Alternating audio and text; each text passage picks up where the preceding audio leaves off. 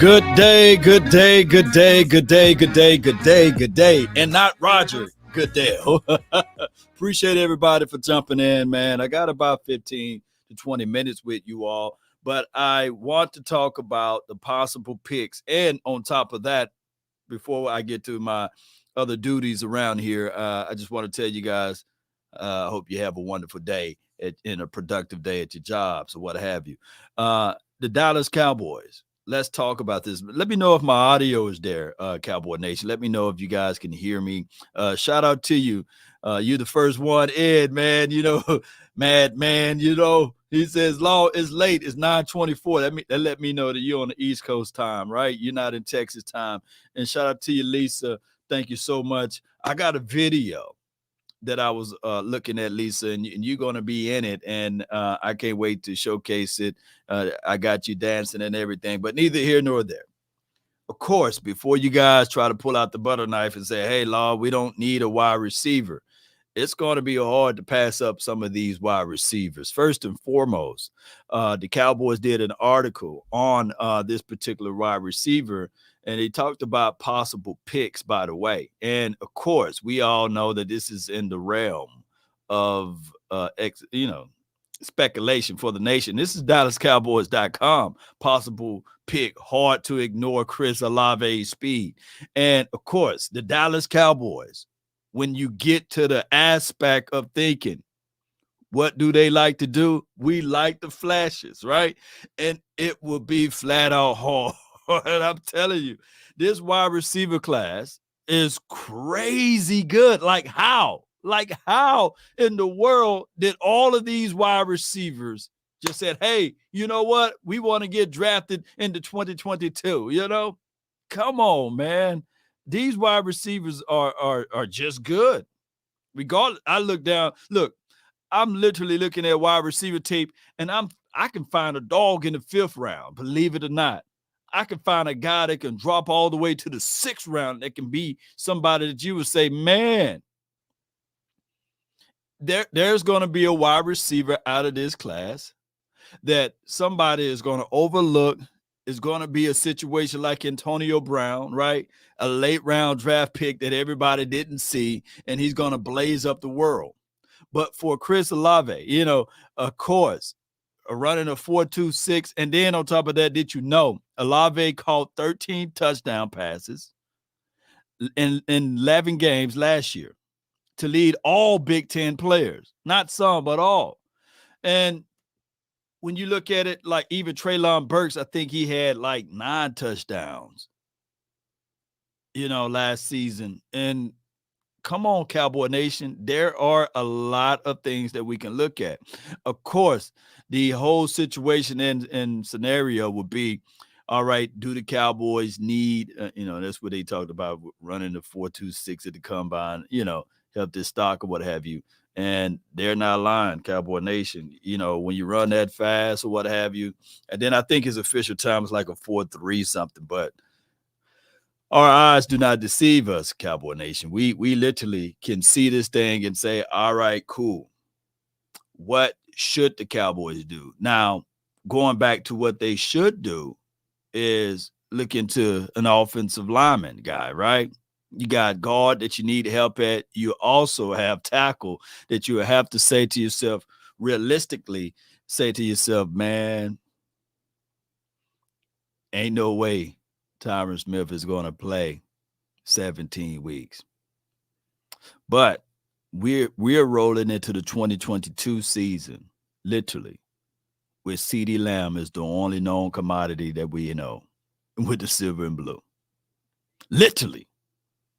Outside of Dalton Schultz, 5 and pivot and turn, 6 pivot and turn in the middle of the field, and occasionally getting seen as the third option as relates on the defensive side, but the second or first option with Dak Prescott reads or what have you.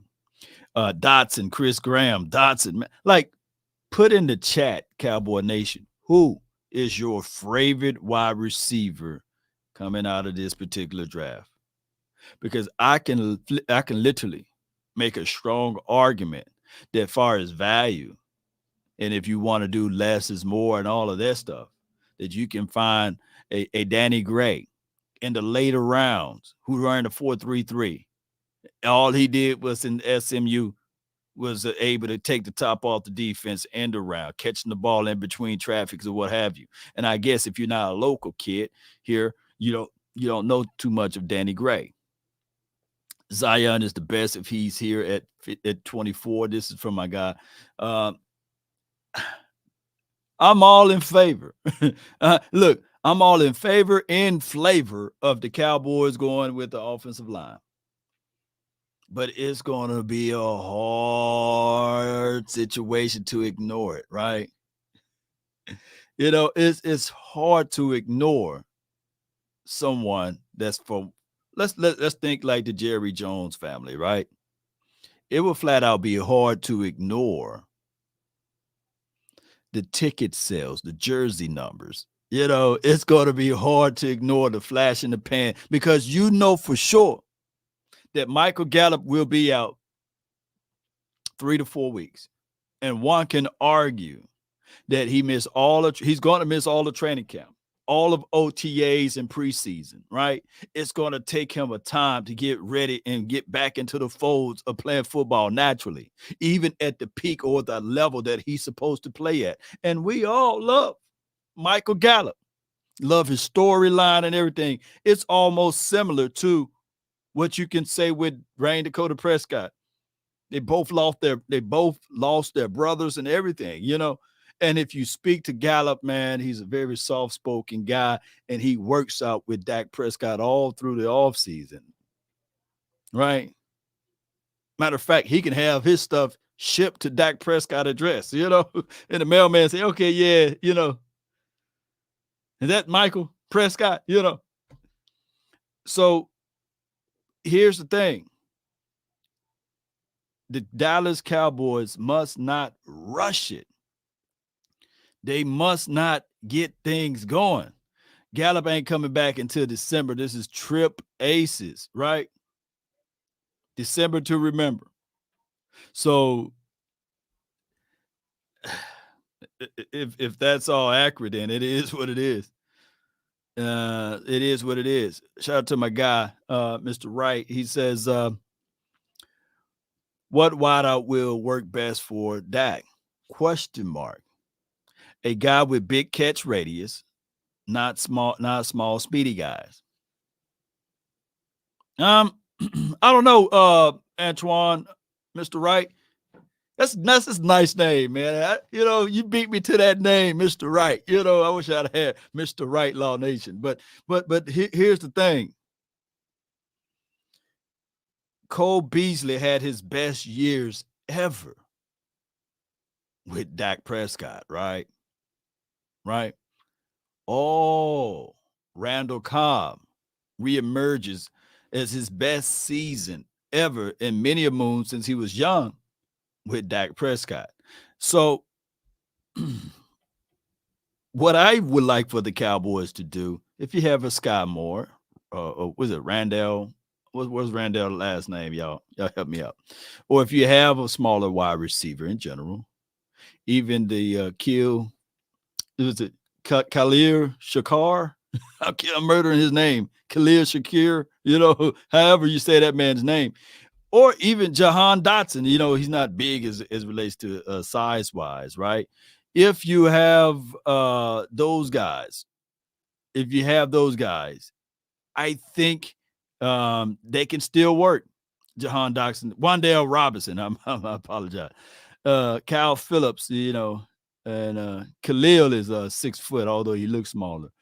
Let me see who else is a smaller guy in this draft. Reggie Robertson Jr., Mike Harley, All right, so let me see. There's another 5'9" kid out here. Let me see if I can find it.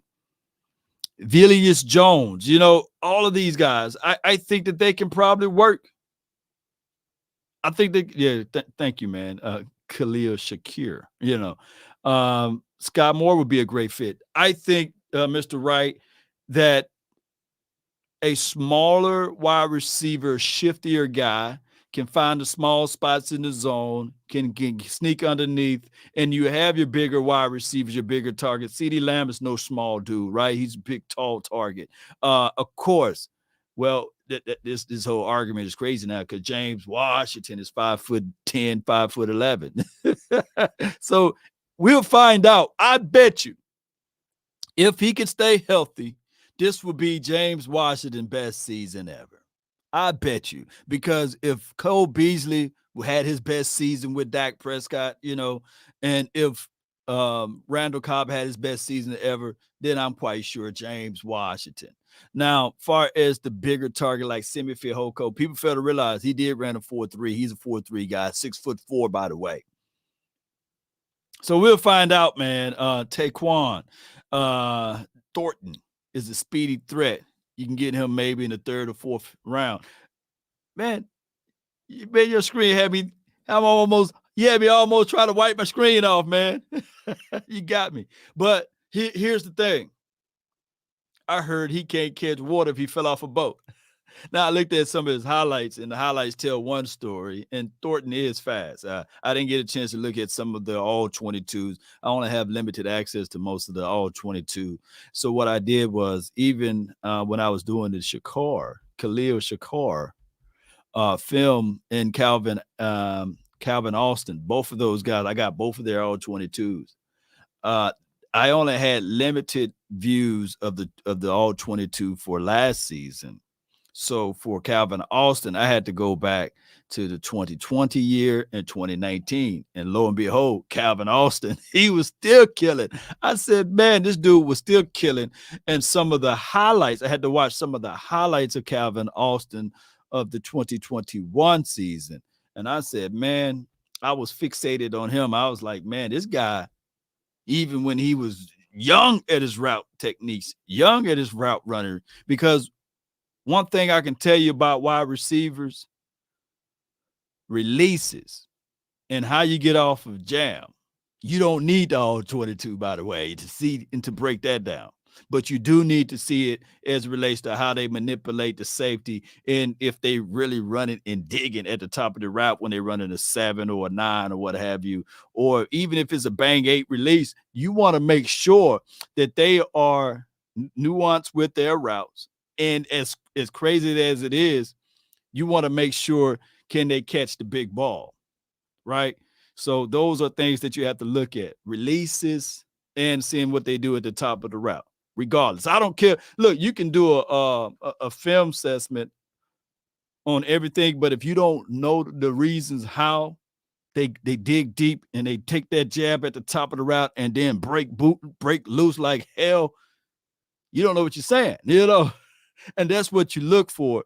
This guy says, Vern says, I want Christian Watson. I seen some mocks, man, where Christian drops all the way to the 4th and 5th round. What a steal.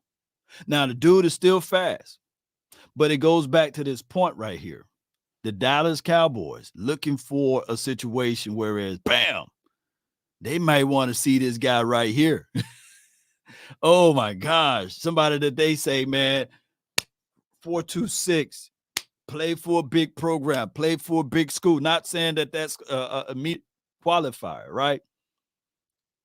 And we can't sleep on Garrett Wilson. Oh, excuse me. You definitely cannot sleep on George Pickens. Big time moments that these guys stood up and stand tall and said, okay, we're going to get that ball back, inside the end zone or the touchdown. Sign Treader, trip aces. I feel you on that, man. We all like Treader. And now the directions of the Cowboys, one thing that I'm going to say with Stephen Jones is when the reporter asked him, hey, how are you looking at this offensive line? Is it said and done? As it relates to free agency or the draft. And he said, no, we're still open to all. Player evaluation is 365. But my only reservation would be this right here, Cowboy Nation. If you saying that you're still waiting to do your proper evaluation, don't you know the longer you wait, the more talent goes. It's like a conundrum. The longer you wait, Madman says, I believe Olave will be gone by the 10th pick. I feel you, but I did a mock that Olave was sitting there right there like, dang. but the longer you wait, yes, the less talent. But it's the conundrum. The longer you wait, the less money that you will have to spend for said player. And people fail to realize that even if you go pick up a veteran guy, even if you hold their feet to the fire, let's say after the draft, and you still don't pick them up, and you pick them up after week 1 of the NFL season, that's when you're being super cheap, because none of the contract is guaranteed for the full year.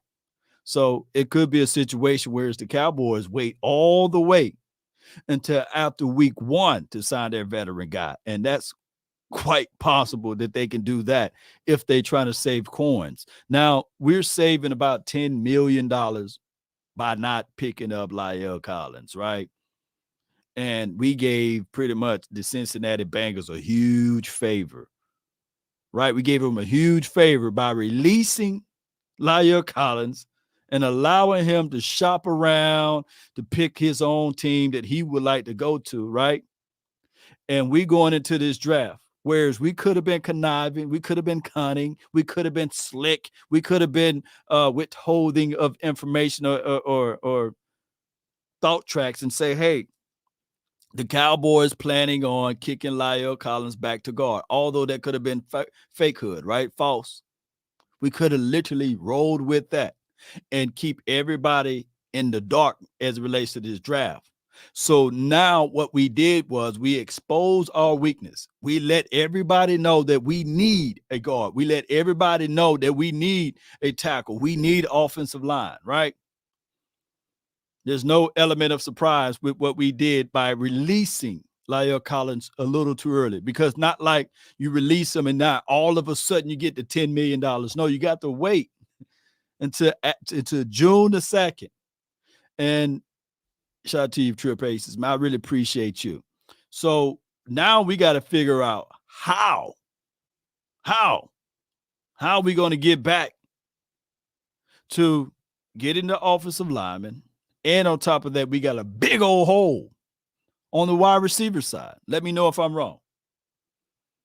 So I'm just talking offense. I'm not even going to dibble dabble with the defense, because we do know. My only thing is with the defense, yes, Randy Gregory went off and you did us kind of crazy, what have you. And collectively speaking, the Jones family didn't do right and a whole bunch of other stuff. But if they really wanted him, they would have got him. That's a story of a different day. But my biggest insurance policy on the defensive side is the guy by the last name of Quinn, right? So I get it. Y'all can poke fun at me and laugh at me, ridicule me, spit upon me, talk nasty about me when I say, yes, the defense will become better. I get it, right? I'm the man on the island. You know, I'm like the dude on Castaway. It's just me and Wilson. I get it. But when you have Dan Quinn and whoever we draft, I feel that we're going to be okay on defense. It's the offense for me. And granted, the offense was ranked number 1 in offense in total yards, number 1 in scoring. But it felt like to me that the defense made the bigger impact because of the philosophy and the adjustments that they were necessarily making. The offense teetered down. The offense went like this. The defense went like that. Where am I wrong, Cowboy Nation? Calvin Austin didn't run a 4.0, 4.09, 4.03. No, that was a clock wrongness on that one. But Calvin Austin is pretty bad, baby. Calvin Austin across the board, shuttle, 3 cone, 20 shuttle, 3 cone. And of course, his 40 time was the fastest. but dog it, his 3-cone shuttle was the fastest, and his 20-yard shuffle was the fastest. So I'm looking at those things. And I'm telling you guys, don't get into a fight with each other about the 40 time. Don't get into a fight with each other about the 40 time. Please don't, Cowboy Nation. Get into the fight of it. Like, let's say we go get a Drake London, or let's say we get a Treylon Burks. How would these guys utilize their skill set, catching the ball, snatching it out of their hands, snatching it into their hands, getting the yak, the first down.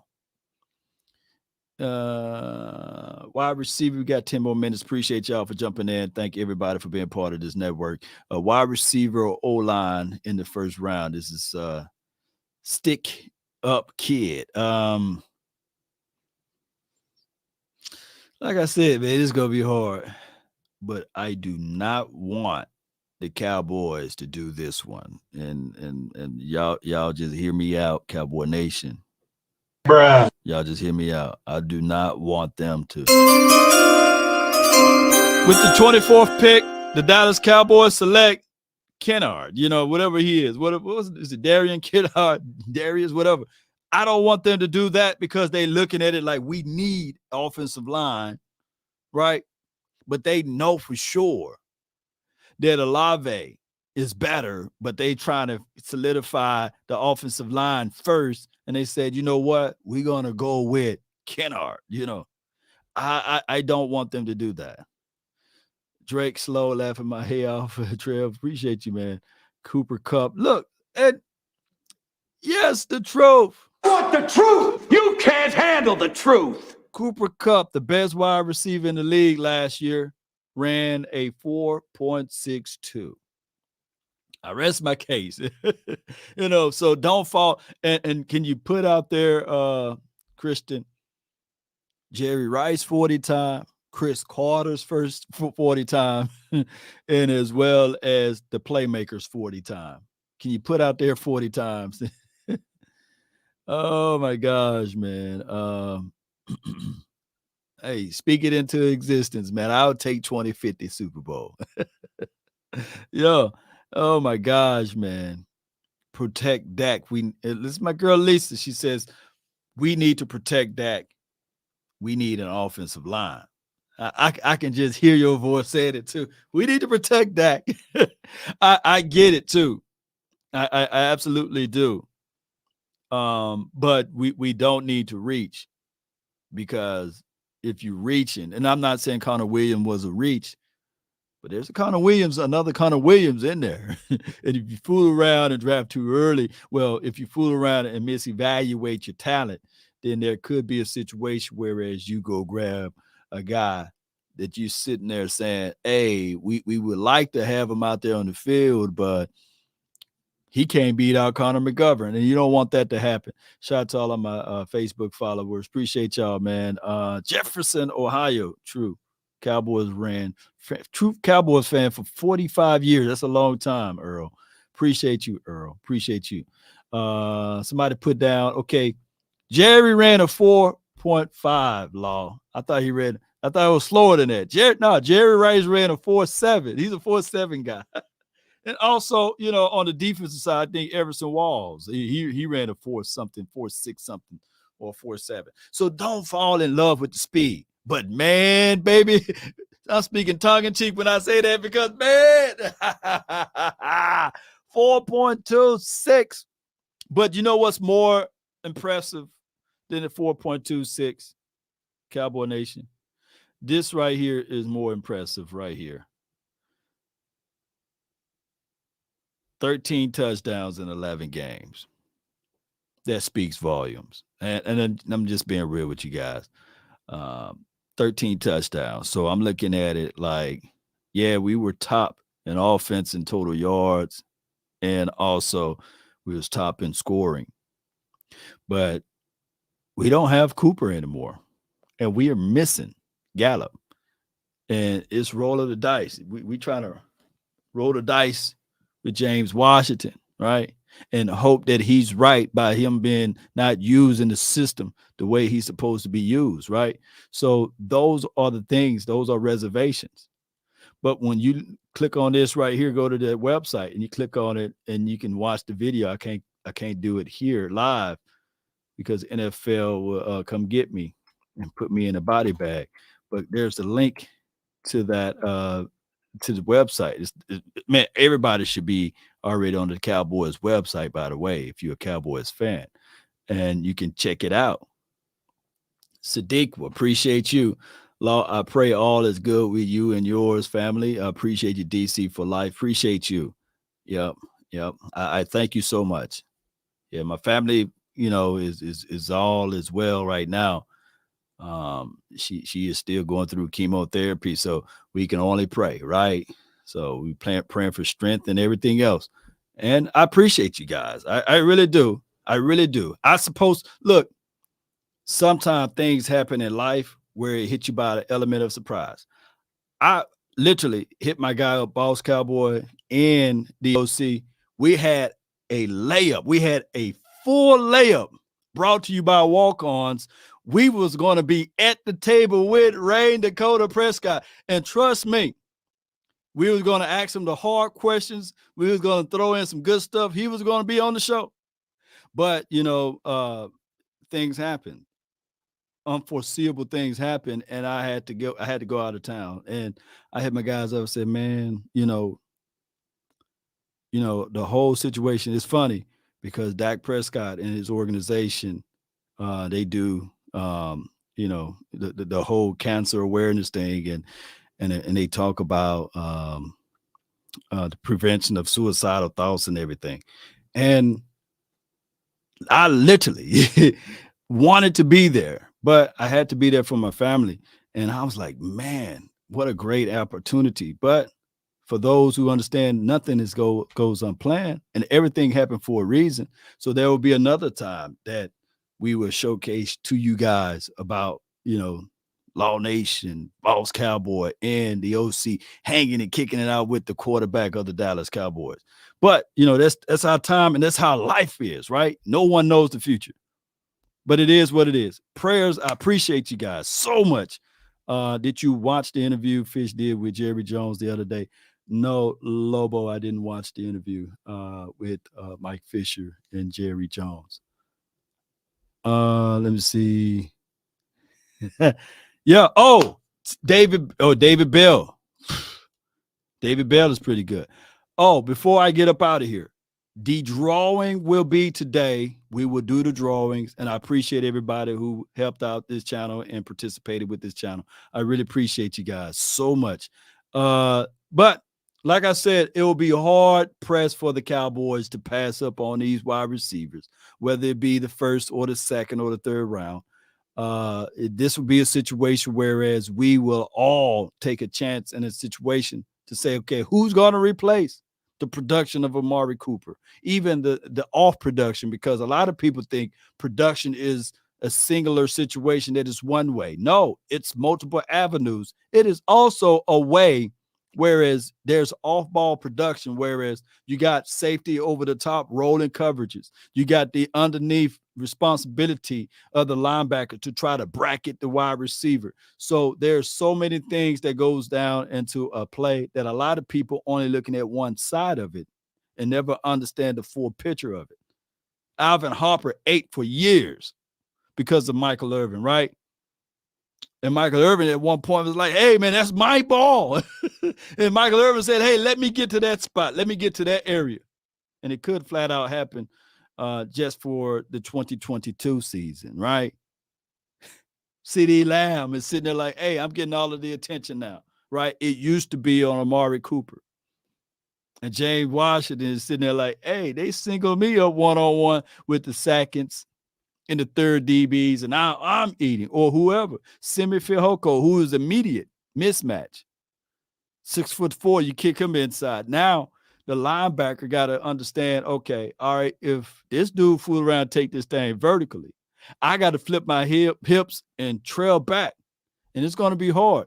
So what the Cowboys should do is say, okay, how can we get that mentality, that physicality mentality back to Simi, who's 6'4", who can run like a gazelle. So there are a lot of things this offseason that got to go all into play. And we'll find out down the line if it will work. Right? Right, Cowboy Nation. Really appreciate y'all so much for this quick episode. Thank everybody for tuning in. Be sure to hit that like and share this content. If you watched all the way to this point and you have not hit that like button, come on. Shame.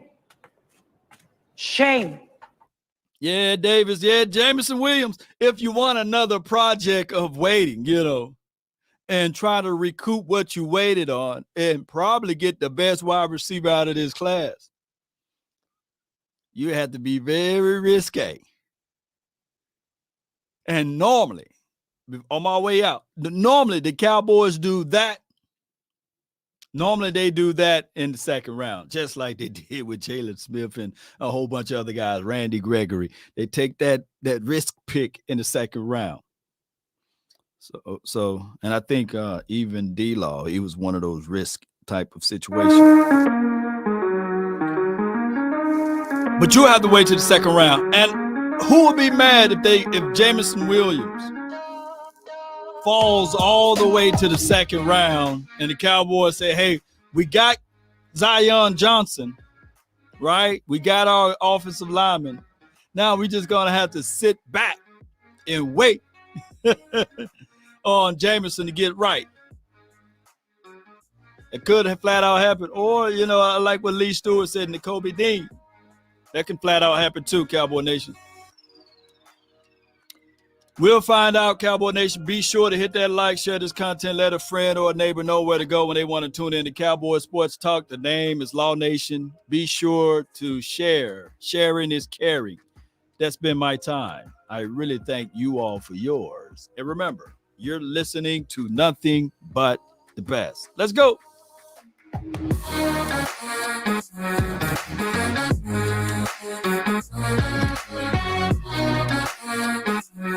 Chris Olave with the score, touchdown. It can flat out happen, for real. Y'all think it's a joke. It can flat out happen. Ohio State people will be happy, right? I want to place the door out.